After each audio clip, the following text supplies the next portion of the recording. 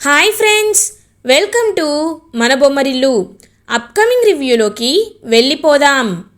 రాజ్ ఎంతలా బ్రతిమాలినా, ఎన్ని మాటలు అన్నా నేను ఆ ఇంటికి రాను అని కావ్య మొహం మీదే చెప్తుంది కదా.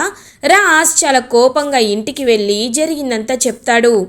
నా కోడల్ని ఎలా అయినా ఈ ఇంటికి తీసుకురావాలి, నా కోడల్ని కొడుకుని ఒక్కటి చెయ్యాలత్తయ్యా అని చెప్పి అపర్ణాదేవి పాపం బాధపడుతూ ఉంటారు. రాజ్ తన అంతరాత్మతో మాట్లాడుతూ ఉంటాడు. ఏంట్రా మళ్ళీ వచ్చావు, నన్నే ఏదో ఒకటి అంటావు, నాకు తెలుసు. అను, ఏమంటావు? నువ్వు తప్పుగా మాట్లాడావు అంటావు, అక్కడికి వెళ్ళాక తనతో అలా మాట్లాడకుండా ఉండాల్సింది అంటావు, అంతే కదా అని అంటాడు రాజ్. ఏరా, నువ్వు తప్పుగా మాట్లాడావని నీకు తెలుసు, నాలో ఉన్న ప్రేమ నీలో ఉందని, ఆ కళావతిని నువ్వు చాలా ఇష్టపడుతున్నావని కూడా నీకు తెలుసు. మరి ఎందుకు తన మనసు పగిలిపోయేలా అలా మాట్లాడావు? అసలు నీకు బుద్ధుందా అని తిడుతుంది అంతరాత్మ. ఏయ్, ఎవరు చెప్పారు? ఎంత ప్రేమ ఉన్నా అమ్మ కంటే ఏం ఎక్కువ కాదు అని అంటాడు రాజ్. రేయ్, అమ్మ కంటే ఎవరు ఎక్కువ కాదురా, అది నాకు కూడా తెలుసు.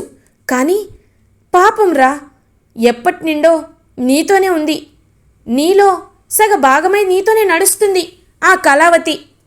నువ్వు ఒక బాబుని ఇంటికి తీసుకువస్తే నిన్ను తను అర్థం చేసుకుందిరా. అలాంటిది తను కంపెనీ కోసం అత్తయ్యని, అమ్మని వదిలేసి వెళ్తే నువ్వు తను అర్థం చేసుకోలేవా? నా పరువు అంతా తీసేసావు కదరా వెదవా అని తిడతాడు అంతరాత్మ.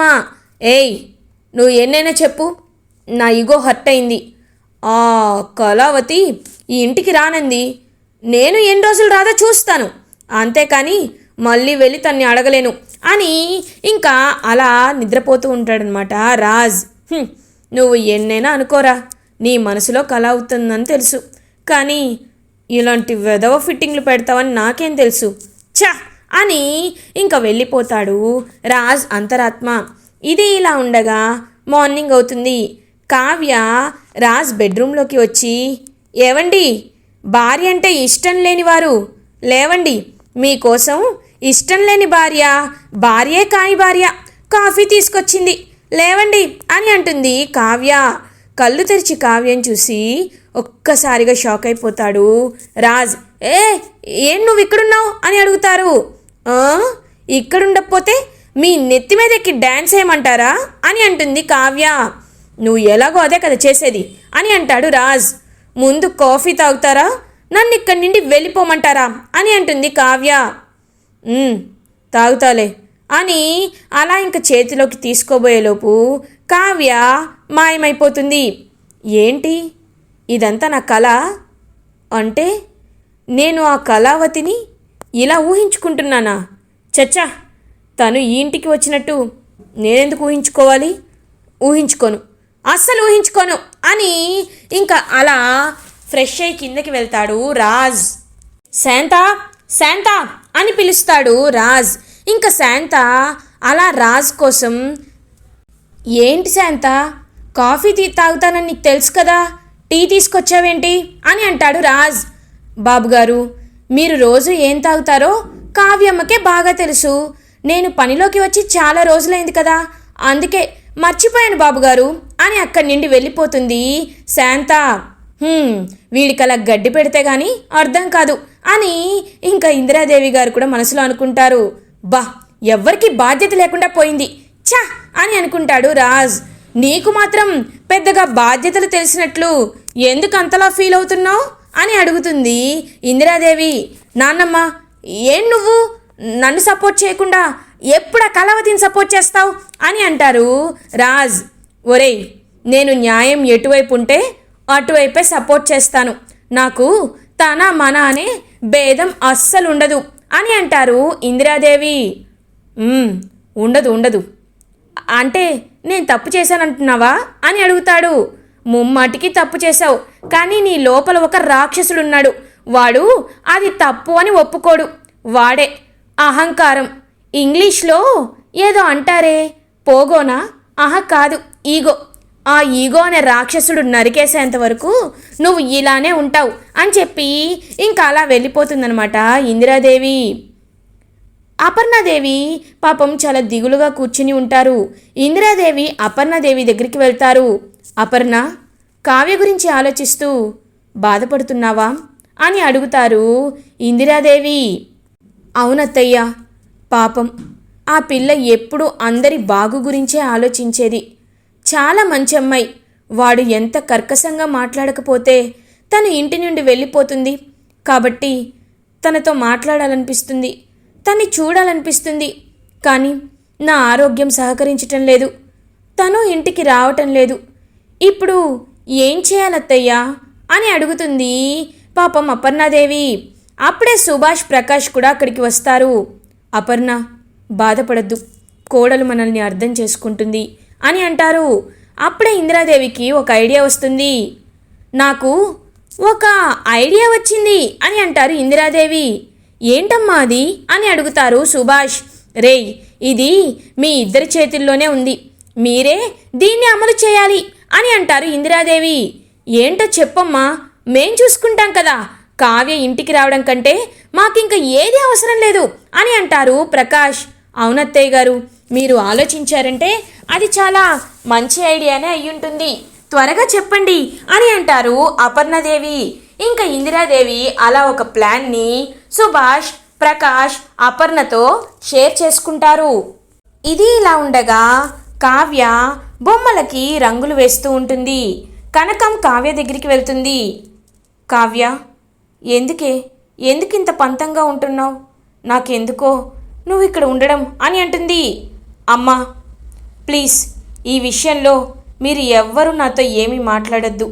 ఇది నా ఆత్మగౌరవానికి సంబంధించిన విషయం కాబట్టి ఇందులో నా నిర్ణయమే నాకు ఉండాలి. ఒకవేళ మీరు ఇబ్బందిగా అనిపిస్తే నేను ఈ ఇంటి నుండి వెళ్ళిపోయి వేరే దగ్గర ఉంటాను, ఇల్లు అద్దెకి తీసుకొని బయటే ఒంటరిగా ఉంటాను అని అంటుంది కావ్య. అమ్మా కావ్య, అలా అంటున్నావేంటమ్మా? నిన్ను చూసుకోలేనంత భారంగా మేము నిన్ను అనుకోవటం లేదమ్మా అని అంటారు కృష్ణమూర్తి. అందుకే నాన్న, ఈ విషయంలో నన్ను మీరు ఎక్కువగా ఇబ్బంది పెట్టద్దు అని అంటుంది కావ్య. సుభాష్ ఇంటికి వస్తారు, కావ్య వాళ్ళ ఇంటికి. ఒక్కసారిగా సుభాష్ని చూసి షాక్ అయిపోతుంది కావ్య. మావయ్య గారు రండి, కూర్చోండి మావయ్య గారు అని చెప్పి పాపం అలా ఇంకా రెస్పెక్ట్ ఇస్తూ ఉంటుంది కావ్య సుభాష్కి. అమ్మ కావ్య, నేను నీతో ఒక విషయం మాట్లాడడానికి వచ్చానమ్మా అని అంటారు. ఏంటో చెప్పండి మావయ్య గారు అని అంటుంది కావ్య. అమ్మ, రాజ్ చేసింది తప్పే, క్షమించరాని తప్పే, అది నేను ఒప్పుకుంటాను. మన ఇంట్లో ఎన్ని గొడవలు ఉన్నా బయటికి ఆ గొడవలని తెలియనివ్వకూడదు. ఒకవేళ తెలిస్తే ఎప్పుడెప్పుడు మన కంపెనీని డౌన్ చేయాలా అని ఎదురుచూస్తున్న కాంపిటీటర్స్కి మనమే సమాధానం, మనమే ఒక ఛాన్స్ ఇచ్చినట్టు అవుతుంది. అందుకే నీ సహాయం నాకు కావాలమ్మా అని అంటారు సుభాష్. మీరు దేని గురించి మాట్లాడుతున్నారు మావయ్య గారు అని అడుగుతుంది. చెప్తానమ్మా. ఇవాళ మార్నింగ్ నాకు ఒక కాల్ వచ్చింది. యుఎస్ నుండి ఒక పెద్ద డెలిగేట్ మన ఇండియాకి వస్తున్నారు. వారు ఇండియాలో ది బిగ్గెస్ట్ ప్రాజెక్ట్ని టేకప్ చేయాలనుకుంటున్నారు. దానికి సంబంధించిన అన్ని గోల్డ్ డిజైన్స్ కానీ, గోల్డ్ ఆర్నమెంట్స్ గురించి కానీ కాంట్రాక్ట్ ఒక పేరున్న కంపెనీకి ఇవ్వాలి అనుకుంటున్నారు. కాబట్టి మనమే ఈ మార్కెట్లో నెంబర్ 1 కాబట్టి మనకి కాంట్రాక్ట్ ఇవ్వాలని వాళ్ళు ఇప్పుడే అనుకుంటున్నారట. కానీ నువ్వు లేవనే విషయం వాళ్ళకి తెలిస్తే వాళ్ళు కాంట్రాక్ట్ని క్యాన్సిల్ చేసుకుంటారమ్మా. మనకి ఇచ్చే అవకాశాన్ని కూడా వాళ్ళు తెచ్చుకోరు. కాబట్టి ఈ విషయంలో నువ్వే ఎలా అయినా మమ్మల్ని కాపాడాలి. ఆయన వస్తున్నాడని ఒక పార్టీ అరేంజ్ చేశారు కాబట్టి దానికి మనకు కూడా ఇన్విటేషన్ వచ్చింది. ఖచ్చితంగా మన ఫ్యామిలీ మెంబర్స్ అందరూ అక్కడికి వెళ్ళాలి. కోడలిగా నువ్వు కూడా అక్కడికి రావాలి. ఇది దుగ్గిరాల ఇంటి కోసం మాత్రమే కాదమ్మా, మన కంపెనీ భవిష్యత్తు కోసమే అడుగుతున్నాను. మన కంపెనీ భవిష్యత్తు నిలబడాలంటే నువ్వు ఇంటి కోడలిగా ఆ ఫంక్షన్కి రావాలి. వస్తానని నాకు మాటిస్తావు కదూ అని అంటారు సుభాష్. ఇంకా పాపం ఏమీ అనలేకపోతూ ఉంటుంది కావ్య. ఏ కావ్య, నా మాట విని వెళ్ళవే. ఎందుకంటే ఇది నీకు మాత్రమే సంబంధించిన ఆత్మగౌరవం గురించి కాదు కదా. కాబట్టి కంపెనీ పరువు నిలబడాలంటున్నారు కాబట్టి నువ్వు వెళ్ళడమే కరెక్ట్. చూడండి అన్నయ్య గారు, తను రాకపోయినా నేనే తను పంపిస్తాను. మీరేమి కంగారు పడకండి, తను వస్తుంది అని అంటుంది కనకం. నాకు తెలుసు కనకం గారు మీరు ఇలా చెప్తారని, కానీ నేను ఈ మాట కావ్య నోట్లోండి వినాలి అనుకుంటున్నాను. ఏమ్మా వస్తావు కదా అని అడుగుతారు. ఇంకా బాగా ఆలోచించుకున్న కావ్య వస్తాను మావయ్య అని అంటుంది. పాపం చాలా హ్యాపీగా ఫీల్ అవుతారనమాట సుభాష్. థ్యాంక్స్ అమ్మా, థ్యాంక్ యూ సో మచ్. రేపే మనకి ఇన్విటేషన్ వచ్చింది, వెంటనే నేను లొకేషన్ చెప్తాను వచ్చేసేమ్మా అని చెప్పి ఇంకా అలా సుభాష్ అక్కడి నుండి వెళ్ళిపోయి హ్యాపీగా అపర్ణకి విషయాన్ని షేర్ చేసుకుంటారు. అపర్ణ అని చెప్పి హ్యాపీగా అపర్ణ దగ్గరికి వస్తారు. ఏంటండి కావ్య ఒప్పుకుందా, రావడానికి ఒప్పుకుందా అని అడుగుతారు. ఎస్, నేను వెళ్ళకపోతే ఎలా ఒప్పుకుంటుంది, తను నమ్మేసేటట్లు నేను పూర్తిగా చెప్పాను, తను ఒప్పుకుంది అని అంటారు. ఇంకా అపర్ణాదేవి చాలా అంటే చాలా సంతోషంగా ఫీల్ అవుతుంది. ఇందిరాదేవి కూడా అది నా పెద్ద కొడుకంటే ఎలాంటి వాళ్ళనైనా ఈజీగా ఒప్పించేస్తాడు అని ఇంకా హ్యాపీగా ఫీల్ అవుతారు ఇందిరాదేవి. ఇదే విషయాన్ని అందరికీ వెళ్ళి చెప్తారనమాట సుభాష్. అంటే రేపు పార్టీ ఉంది, ఖచ్చితంగా అందరూ రెడీ అవ్వాలి, అందరూ వెళ్ళాలి రావాలని చెప్పి ఇంకా ఓన్లీ ఆ విషయం మాత్రమే చెప్తారనమాట సుభాష్. ఇది ఇలా ఉండగా నెక్స్ట్ డే ఈవినింగ్ అవుతుంది. ఇంకా పార్టీకి అందరూ వెళ్తారు. కావ్య కూడా అలా ఇంకా పార్టీకి మంచి శారీ కట్టుకొని వస్తుంది. కావ్యం చూసిన రాజ్ ఒక్కసారిగా అలా ఇంకా ఉండిపోతాడు. ఇంకా సుభాష్, ప్రకాష్, అపర్ణదేవి అందరూ చాలా హ్యాపీగా ఫీల్ అవుతారు. కావ్య అని చెప్పి ఇంకా కావ్యని వెళ్ళి హక్ చేసుకుంటుందన్నమాట అపర్ణదేవి. అత్తయ్య మిమ్మల్ని అని ఎమోషనల్ అవుతుంది కావ్య. వద్దు, నువ్వు నా గురించి ఏం ఆలోచిస్తున్నావో నాకు తెలుసు, కానీ నేను నీ గురించి ఆలోచించాల్సింది కూడా ఉంది. నువ్వు సరైన నిర్ణయమే తీసుకున్నావు. వాడికి ఇలానే తిక్క కుదరాలి, కానీ వాడికి నువ్వు దగ్గర అవ్వడమే నాకు కావాలి అని మనసులో అనుకుంటుంది అపర్ణాదేవి.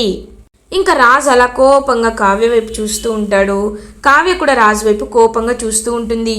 అదే టైంకి కరెక్ట్గా ఇంకా ఒక స్లైడ్ లాంటిది ఇంకా లైక్ చేస్తూ ఉంటుందన్నమాట కావాలనే స్వప్న. ఇంకా స్లైడ్ నుండి రాజ్ జారి కరెక్ట్గా కావ్య దగ్గరికి వెళ్తాడు. కావ్య రాజ్ని పట్టుకుంటుంది. అలా ఇంకా ఒకరి కళ్ళలోకి ఒకరు రాజ్ కావ్య చూసుకుంటూ ఉంటారు. ఇదంతా దూరం నుండి చూస్తూ ఫ్యామిలీ మెంబర్స్ అందరూ చాలా హ్యాపీగా ఫీల్ అవుతారు. కానీ రుద్రాని మాత్రం జెలస్గా కోపంగా వాళ్ళ వైపు చూస్తూ ఉంటుంది. ఇలా ఎపిసోడ్ ఎండ్ అవుతుంది.